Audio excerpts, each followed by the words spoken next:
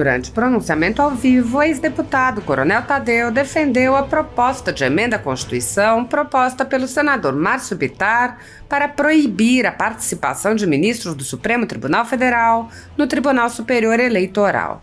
O ex-deputado disse: "Temos uma novidade boa. Está surgindo uma nova PEC para proibir ministros do STF no TSE. Ele explicou que, de forma permanente, há 2 ministros do Supremo Tribunal Federal que fazem parte da composição do Tribunal Superior Eleitoral, mais um ministro substituto.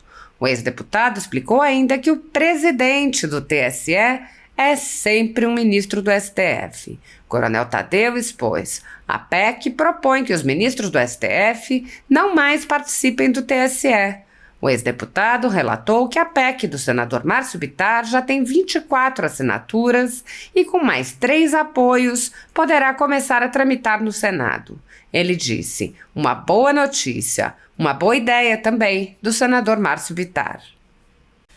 A ditadura da toga segue firme. O Brasil tem hoje presos políticos e jornais, parlamentares e influenciadores censurados.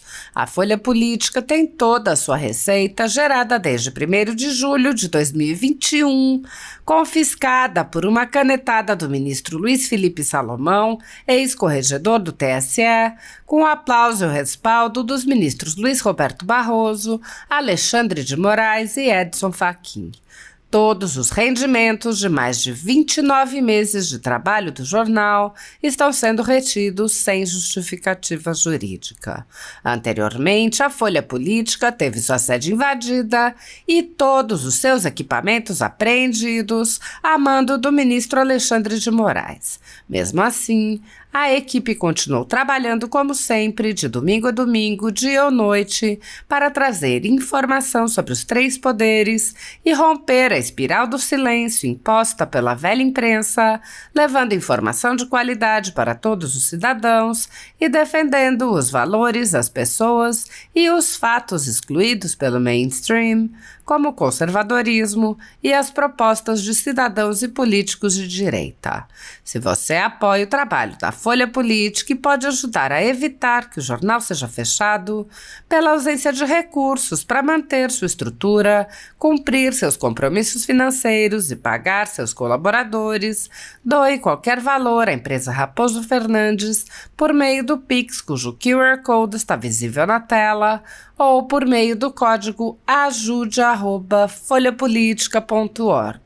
Caso não utilize Pix, há a opção de transferência bancária para a conta da empresa Raposo Fernandes, disponível na descrição deste vídeo e no comentário fixado no topo. A Folha Política atua quebrando barreiras do monopólio da informação há mais de 10 anos e, com sua ajuda, poderá se manter firme e continuar a exercer o seu trabalho. Pix ajude@folhapolitica.org. Assista. Tem uma novidade boa aí, uma novidade boa. Está surgindo uma nova PEC para proibir os ministros do STF no TSE. Ou seja, a regra hoje é que no Tribunal Superior Eleitoral tenha um ministro presidente do TSE e um vice-presidente também do TSE e um outro ministro eventual, ou seja, na composição do TSE, se eu não me engano, dos 7 votos, 2 votos são reservados aos ministros do Supremo Tribunal Federal. É cadeira cativa. Aí nós temos mais 2 ou 3 do STJ, Superior Tribunal de Justiça, e aí temos mais 2 que são nomeados, indicados, um do Ministério Público, outro da OAB, alguma coisa assim desse tipo. Eu sei que são 7 ministros do Tribunal Superior Eleitoral. Desses 7, 2 são do STF e um que fica ali de eventual. A PEC propõe que os ministros do STF não mais participem do TSE. De quem é essa PEC? Do senador Márcio Bittar, que é do União Brasil do Acre. E ele já está com 24 assinaturas. Faltam apenas 3 assinaturas para começar a avançar essa PEC dentro do Senado Federal. Lembrando que é projeto de emenda constitucional requer um quórum qualificadíssimo. São quantos votos? Acho que 54 votos no Senado, isso, 2/3, eu acho que é isso, 54 votos no Senado e 308 votos na Câmara dos Deputados, tá? Sendo aprovada em 2 turnos em cada casa, ela é promulgada e passa a fazer parte da Constituição Federal, ou seja, ela altera a Constituição Federal. Uma boa notícia, uma boa ideia também do senador Márcio Bittar, do União Brasil do Acre. Fica aqui registrado. Só antes de entrar no tema da minha fala de hoje, 2 comentários breves. Eu também tenho muito orgulho de ter sido alfabetizado pela minha mãe, que tem agora 91 anos de idade e foi professora normalista. E ela alfabetizou a todos os filhos que, ao entrarmos na escola, já estávamos alfabetizados. Agora, os 2 comentários. Eu ouvi aqui o nobre senador Sérgio Moro dizendo o seguinte: como é que o presidente de um poder, que é o poder legislativo, faz a prática da corrupção aquele que faz as leis? É uma contradição, não é? Mas uma coisa também que sempre me chamou a atenção é que os juízes geralmente recebem muito mais do que o teto. Então, a mesma fala do senador Sérgio Moro, que eu respeito, serve para isso, sempre me chamou a atenção. Quer dizer, como é que o Tribunal de Contas, expediam a mim, que fiscaliza a conta de todo mundo, o Tribunal de Contas, os conselheiros ganham muito mais do que o teto? Como é que os juízes, que são responsáveis por zelar da Constituição, passa por cima da lei do teto? A lei do teto só existe no Brasil, é piada, né? Então, só queria lembrar isso. Agora, uma outra coisa que é um comentário breve, sem nenhuma provocação, mas não dá para passar, Cajuru, é ver uma pessoa da esquerda dizer que é a favor da democracia. Mas como, rapaz? Isso é uma contradição em si mesmo. Primeiro que a esquerda é a favor do partido único, historicamente. Pleonasmo. E agora, eles estão ao lado ainda, olha que a dificuldade que teve o Lula para dizer uma palavrinha mais ou menos sobre a eleição da Venezuela, que tinha problemas, mas apoiou a vida inteira.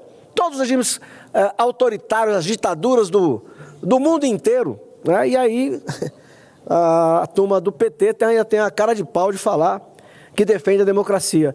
O Supremo Tribunal Federal abusa, o Brasil já vive uma situação de ditadura, porque você já tem aqui presos políticos, você tem cerceamento de liberdade de opinião, quando você derruba rede, quando você derruba perfil, é uma censura prévia, você já tem pessoas exiladas no Brasil, e a esquerda fica calada, porque ela acha que isso a beneficia, e aí o princípio, mais uma vez, é jogado às calendas.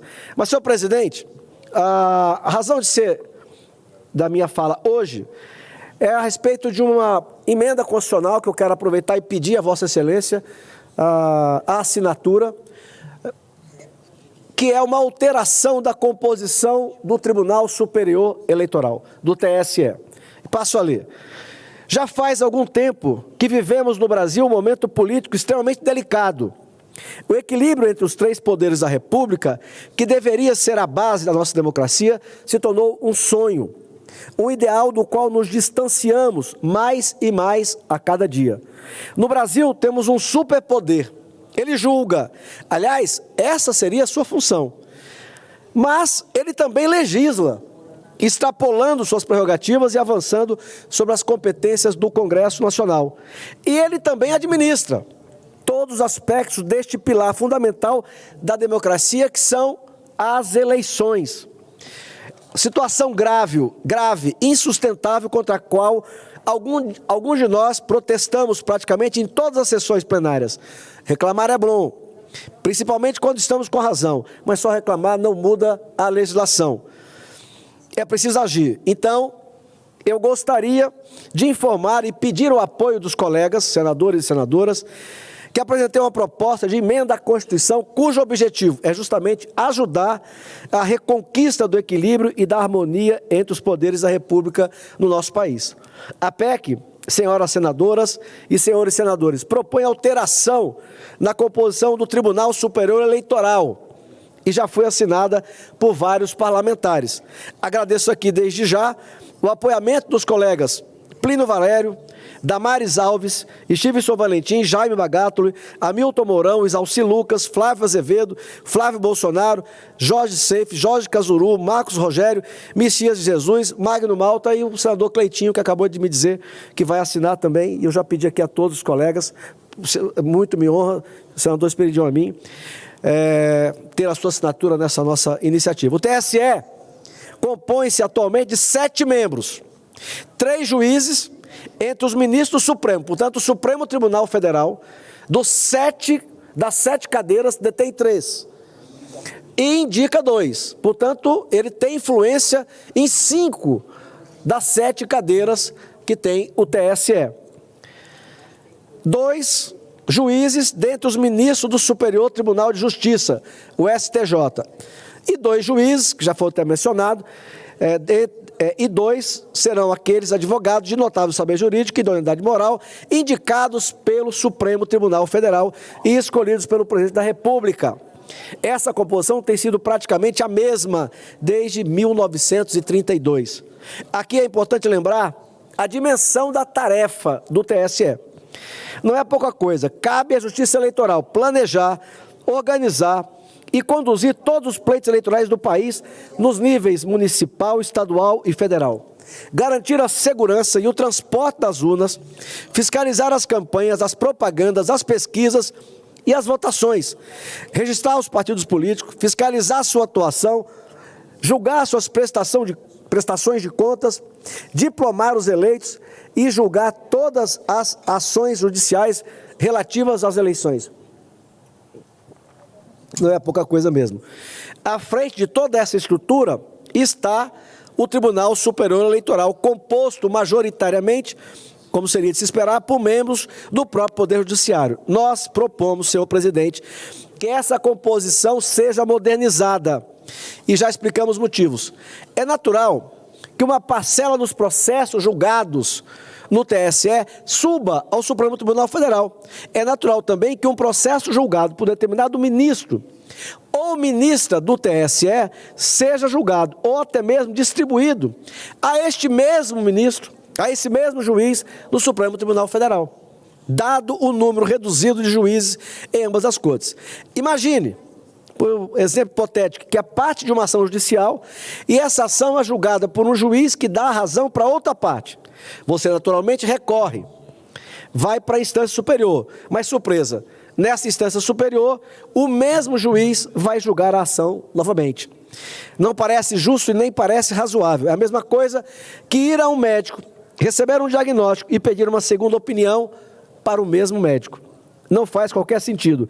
Toda a ideia de recorrer para a instância superior se baseia no direito de ter seu caso avaliado por outro magistrado, com um par de olhos novos, com uma perspectiva diferente. Essa distorção vem acontecendo há décadas na Justiça Eleitoral.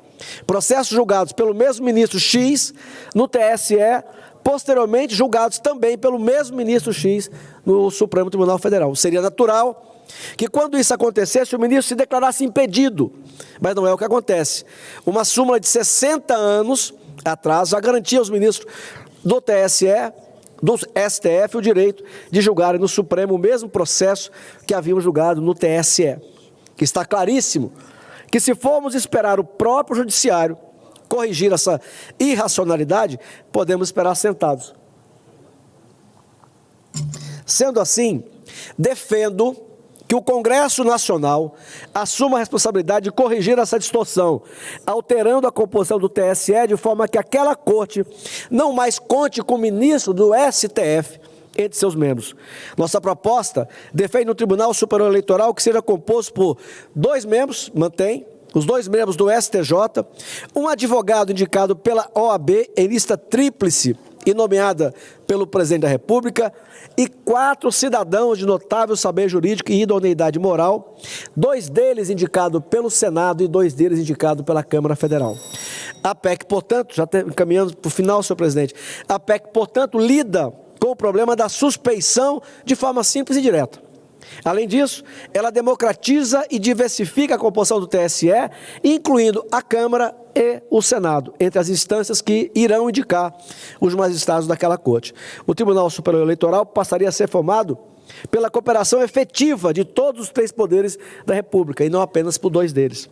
Espero que a PEC, ora apresentada para subscrição coletiva dos colegas senadores e senadoras, possa ser discutida e aperfeiçoada, com a participação de todos, inclusive da Câmara dos Deputados. E tenho certeza que ela atingirá seu principal objetivo, que é aperfeiçoar a prestação jurisdicional em matéria eleitoral e promover um equilíbrio mais justo entre os poderes da República. Por final, senhor presidente, só me permite, com a tolerância que lhe é peculiar, com relação à PEC, eu só peço a todos os colegas que ainda não assinaram, que assinem para tramitar a matéria, embora que lá na frente alguma divergência possa ser colocada e aperfeiçoado o nosso projeto. Mas só mais uma observação de outro assunto, Cajuru. Uma matéria que saiu na imprensa nacional diz o seguinte: pavimentação de rodovia entre Porto Velho e Manaus põe a ministra Marina e o presidente Lula em rota de colisão outra vez. Eu não tenho como não mencionar isso, Esperidião, a mim.